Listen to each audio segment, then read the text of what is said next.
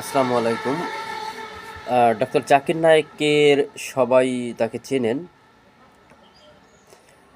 তো ইসলামী স্কলার সে।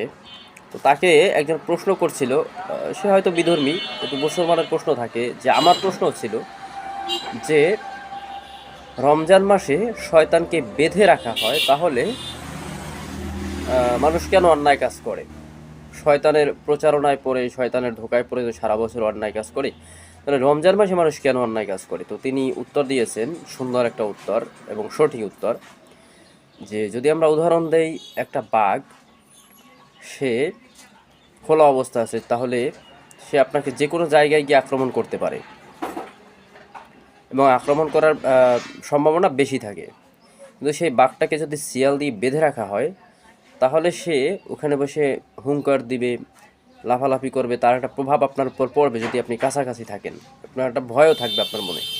কিন্তু আপনি যদি বাঘ থেকে অনেক দূরত্ব বজায় রাখেন, তাহলে আপনার কোনো মানে আক্রমণ হওয়ার ভয় থাকবে না।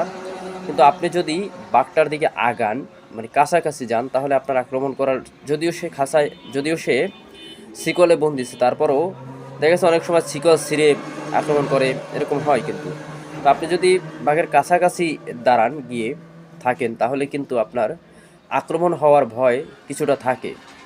তো রমজানে শয়তান বেঁধে রাখা হয়, তার মানে এই না যে শয়তানের প্রভাব একদম একবার শেষ হয়ে যায়। কারণ আপনি যদি শয়তান থেকে দূরে থাকেন, তাহলে আপনি নিরাপদে থাকবেন। আর যদি আপনি শয়তানের কাছাকাছি যান, অর্থাৎ অন্যায় কাজের কাছাকাছি যান, তাহলে একটা প্রভাব আপনার উপর পড়বে এবং আপনি অন্যায় কাজ করতে পারেন। এখন যারা ভালো, তারা কিন্তু আগেও ভালো, পরেও ভালো, কারণ তারা শয়তান থেকে এমনিতে দূরে থাকে। আর রমজান মাসে যেহেতু শয়তান বাধা থাকে শিকলে, তার মানে তারা সম্পূর্ণ নিরাপদ থাকে, শয়তান থেকে দূরে থাকে। কিন্তু যদি যারা রমজানের আগেও অন্যায় কাজ করে, তারা কিন্তু ইচ্ছা করেই শয়তানের কাছাকাছি যায়, অর্থাৎ বাঘের কাছাকাছি যায় বা শয়তানের কাছাকাছি যায়, যার কারণে শয়তানের একটা অস্ত্র একটা প্রভাব তার উপর পড়ে এবং সে খারাপ কাজ করে। এটা হচ্ছে তার তার উত্তর এবং সঠিক উত্তর এবং সুন্দর একটা উত্তর। কিন্তু আমি নিজে নিজে এই উত্তর শোনার আগে নিজে নিজে একটা উত্তর খুঁজে বের করেছি, আর সেটা হচ্ছে যে মানুষ হচ্ছে অভ্যাসের দাস। মানুষ অভ্যাসের দাস। সে যেটা অভ্যাস করবে, অভ্যাস খুবই কঠিন জিনিস এবং ভয়ানক জিনিস, এবং এটা সহজে পরিবর্তন করা যায় না। যেটা আস্তে আস্তে হয়ে যায়, কিন্তু সহজে পরিবর্তন করা যায় না। যেমন যদি আমি উদাহরণ দেই, আপনি ধূমপান করেন না, কিন্তু আপনি আস্তে আস্তে ধূমপান করা শুরু করেছেন। একদিন বন্ধু-বান্ধবের সাথে একদিন একটু খেয়ে ধূমপান করেছেন, আরেকটু করেছেন। এরকম করতে, করতে আস্তে, আস্তে আপনি ধূমপানে আসক্ত হয়ে গেছেন। কিন্তু আপনি কিন্তু চাইলেই ধূমপান ছেড়ে দিতে পারবেন না।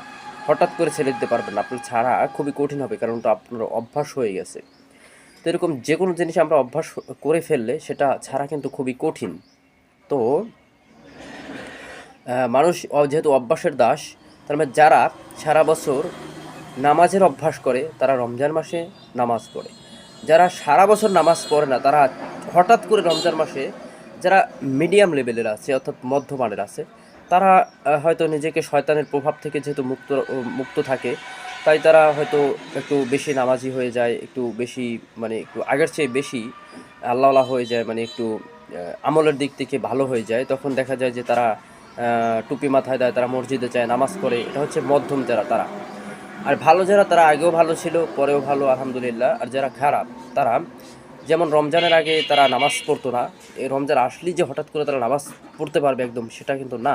সেটা তারা নামাজ পড়তে পারবে না, তাদের সে অভ্যাস নাই। তারা ফজরে উঠতে পারবে না, তারা আগে ওঠে নাই, এই জন্য তারা ফজরে উঠতে পারবে না।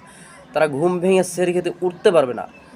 তারা যেহেতু আহ, তারা রোজা রাখতে পারবে না এবং তারা অন্যায় কাজ ছাড়তে পারবে না, তারা ধূমপান ছাড়তে পারবে না, এবং তারা হচ্ছে, কারণ এটা তাদের অভ্যাস। যারা বলছি যে মধ্যমানের, আগে অল্প অল্প ধূমপান করতো, এখন রমজান মাসে করে না, তো সেটা তাদের পক্ষে সম্ভব। এবং এই লোকগুলোই রমজান মাস আসলেও দেখা যায় যে ভালো হয়ে যায় বা ভালো হয় বা ভালো পথে চলে। তো দেখা গেছে যারা খারাপ, তারা কিন্তু চাইলেও অভ্যাস পরিবর্তন করতে পারে না, যেহেতু মানুষ অভ্যাসের দাস। আর এই জন্যই তারা রমজান মাসেও আসলে ভালো কাজ করতে পারে না, খারাপ কাজ করে, কারণ ওটা তাদের অভ্যাস।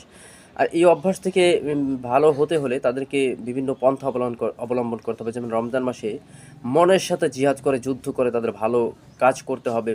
অথবা দিনের জন্য বের হয়ে যেতে হবে, যেটা তাবলিগে যায়, তখন তারা আস্তে আস্তে ভালো হয়ে যেতে পারে এবং খুব কঠিনভাবে নিজের উপর নিজে মানে যুদ্ধ ঘোষণা করে খারাপ কাজ থেকে আস্তে আস্তে ফিরে আসবে, তওবা করবে এবং এভাবেই আস্তে আস্তে তারা ভালো পথে চলে আসতে পারবে। তো এই আসলে এইটাই ছিল উত্তর। ধন্যবাদ সকলকে, ভালো থাকবেন।